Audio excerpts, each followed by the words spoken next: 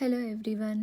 ఈ వీడియోలో మనం పాకం పట్టే పని లేకుండా సడన్గా ఎవరైనా ఇంటికి గెస్ట్లు వచ్చినప్పుడు క్విక్ అండ్ ఈజీగా అయిపోయి సాఫ్ట్గా ఉండి కోకోనట్ రవ్వ లడ్డు విత్ బ్రౌన్ షుగర్తో ఎలా చేయాలో చూద్దాం. ఇందులో కొబ్బరి నచ్చని వాళ్ళు స్కిప్ చేయొచ్చండి, అండ్ బ్రౌన్ షుగర్కి బదులుగా నార్మల్ షుగర్ యూస్ చేయొచ్చు.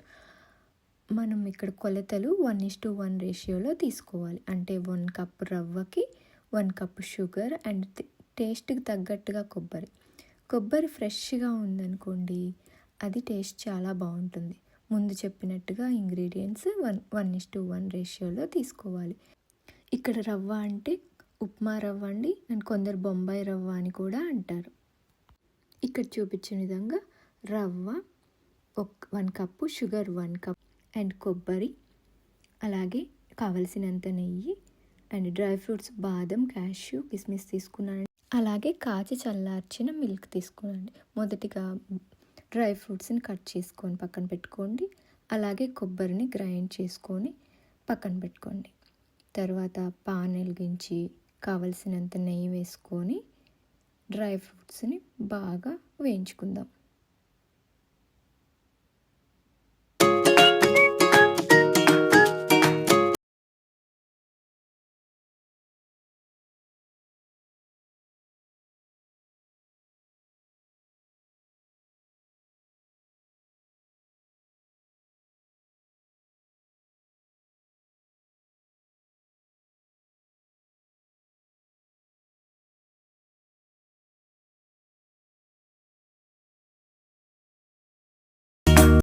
చూసారు కదా, డ్రై ఫ్రూట్స్ బాగా వేగిపోయాయి. ఇప్పుడు ఒక బౌల్లోకి ట్రాన్స్ఫర్ చేసుకుందాం.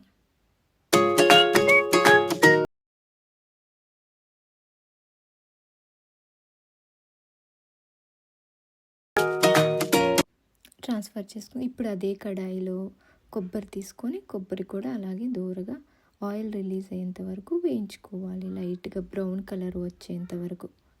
తర్వాత బౌల్లోకి ట్రాన్స్ఫర్ చేసుకోండి.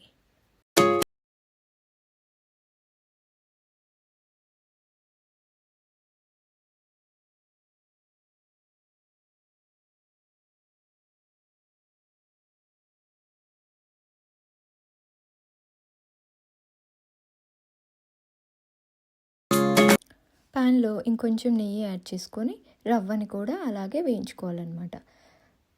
రవ్వ కూడా వేగాక సేమ్ బౌల్లోకి రవ్వని ట్రాన్స్ఫర్ చేసుకోవాలి.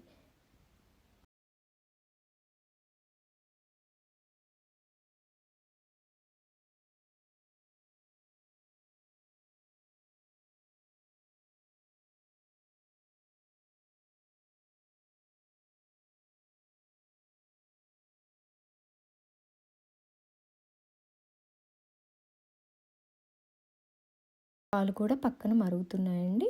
కాచి చల్లార్చిన పాలు యూస్ చేయాలి.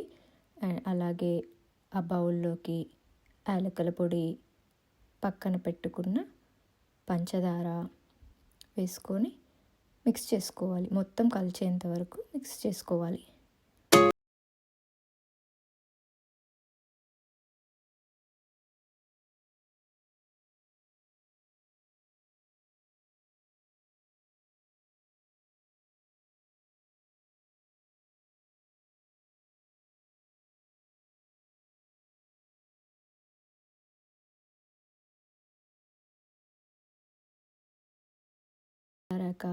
కావలసిన వరకు పాలు పోసుకొని ఆ మిశ్రమం మొత్తం కలుపుకొని ఇంకా ఉండలు చుట్టుకోవడమే. ఎక్కువ పాలు పట్టవండి, ఎందుకంటే మనం ఆల్రెడీ రవ్వ, డ్రై ఫ్రూట్స్, కొబ్బరి అన్నీ నెయ్యిలో వేపాము. అదేవిధంగా కొబ్బరిలోంచి కొంచెం ఆయిల్ రిలీజ్ అవుతుంది కాబట్టి ఎక్కువ పాలు పట్టవు. ఇక్కడ షుగర్ అలా యూస్ చేయకుండా పౌడర్గా కూడా చేసుకోవచ్చండి. చూసారు కదా, ఎంత సింపుల్గా టేస్టీగా ఉండే కొబ్బరి రవ్వ లడ్డు. మీరు ఒకసారి ట్రై చేయండి, చాలా బాగుంటుంది.